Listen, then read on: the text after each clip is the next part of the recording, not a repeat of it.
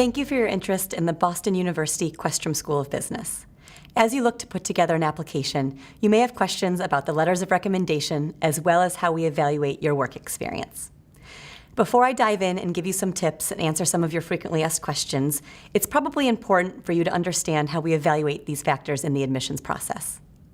We take a very holistic approach and are trying to figure out several things when we review your application. We're trying to figure out your academic ability, why you're interested in the MBA and how it relates to your goals, what you'll contribute back to the MBA, and your fit within our community. Both the letters of recommendation and your work experience will help us to better assess what experiences you'll bring and how you'll contribute within our classroom and community.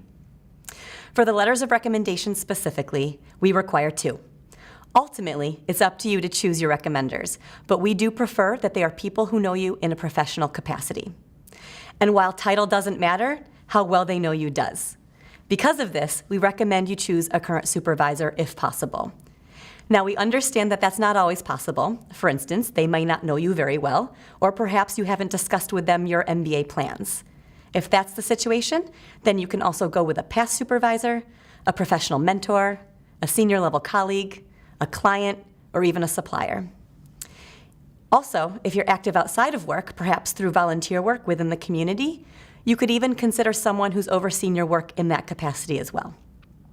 Either way, whoever you choose, they should be able to highlight your professional achievements as well as how you've been able to contribute to a team and to the organization as a whole. Because this will in turn help us determine how you might contribute within our classroom and our community. We don't recommend academic recommendations or personal recommendations or recs from family members. For example, if your direct supervisor happens to be a relative, we suggest that you go with someone else because they simply can't be unbiased. Give your recommenders plenty of time and make sure they know the deadlines that you're expecting them to meet. It's also okay to prepare them. While you don't want to write the letters of recommendation for them, you do want them to understand your path and goals so they can write a great letter of recommendation for you. It's okay to bring them out for a cup of coffee or offer to sit down and talk to them about your professional achievements. It's okay to also give them a copy of your resume so they can see the different things you've done and you can remind them of what it is you'd like to highlight in the recommendations. And don't forget to actually ask them if they'll write a great letter of recommendation for you.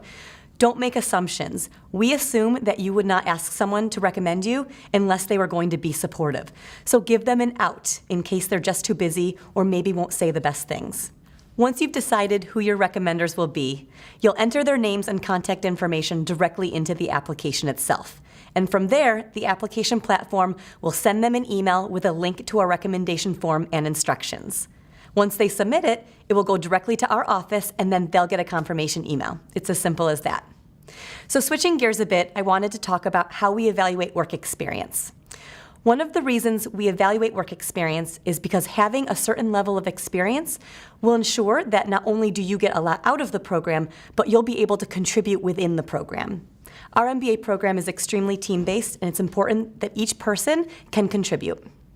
Work experience will also help you to be more attractive to employers looking to hire MBA interns and graduates. And just to clarify, work experience, when we talk about it, is referring to full-time postgraduate professional experience.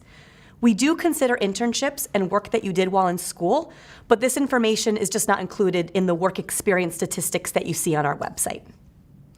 While we don't require a specific amount of work experience, it is important to know that our most competitive applicants have at least 2 years of full-time work experience.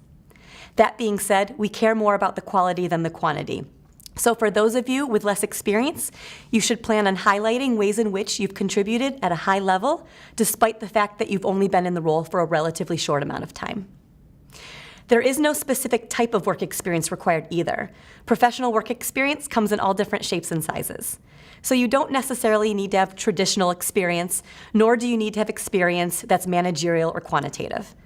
Applicants come from all different backgrounds. We've had professional athletes, lawyers, doctors, nurses, teachers, police officers, military veterans, anything you can think of.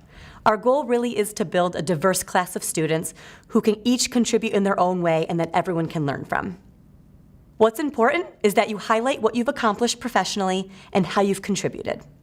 When crafting your resume, Try to be as outcome-focused as possible.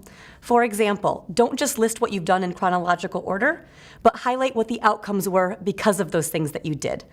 For example, some outcomes might be that you increased sales, or you decreased costs, or increased efficiencies, or maybe the outcome was that you were promoted or you were given more responsibility.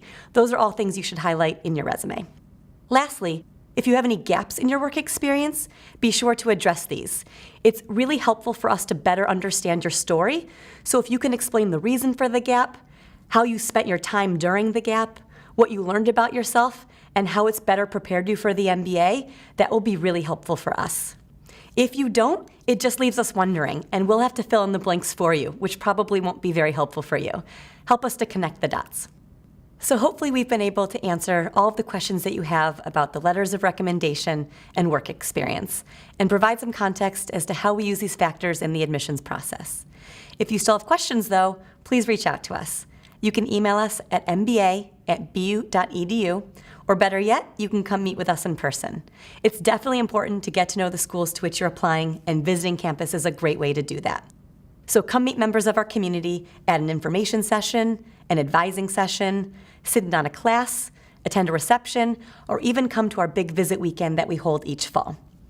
If you can't make it to campus, that's completely fine. We understand and offer many other options, from virtual information sessions and webinars to receptions, dinners, and fairs all over the world. You can learn more by visiting the admissions events section of our website. And if you have other questions about the rest of the application, I also encourage you to watch the other videos here. We look forward to getting to know you and to reviewing your application in the near future.